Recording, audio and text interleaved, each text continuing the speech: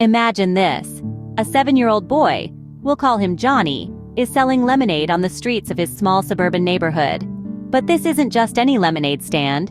Johnny's stand is equipped with a loyalty card system, a referral program, and even a subscription service for daily lemonade deliveries. Now, that's a business model that could give Starbucks a run for their money. Fast forward a few years to high school, where Johnny's entrepreneurial spirit is still very much alive. He's the kid who buys candies in bulk and sells them individually at school. He's the one who capitalizes on the latest trends, selling slap bracelets one year, then fidget spinners the next. He's always one step ahead, and he's learning the value of supply and demand in real time. After high school, Johnny decides not to follow the traditional path of attending college. Instead, he dives headfirst into the world of business. He starts a small online store selling custom-made t-shirts. It's not an overnight success, but Johnny isn't deterred.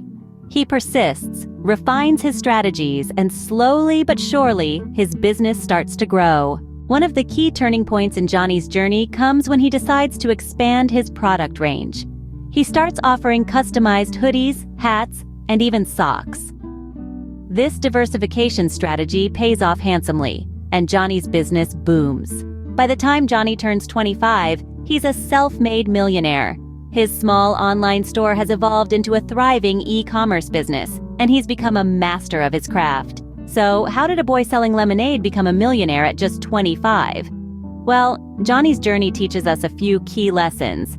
Firstly, he understood the importance of spotting opportunities and seizing them. From his lemonade stand to his candy-selling days in high school, Johnny was always on the lookout for ways to make money. Secondly, Johnny wasn't afraid to take risks. He bypassed the traditional route of college to pursue his entrepreneurial dreams. This bold move, coupled with his relentless drive, propelled his business to new heights. Thirdly, Johnny knew the value of diversification.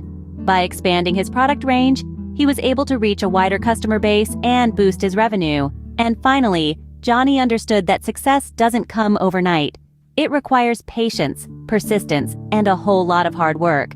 But as Johnny's story shows, with the right mindset and strategies, you too can turn lemonade into $1 million business.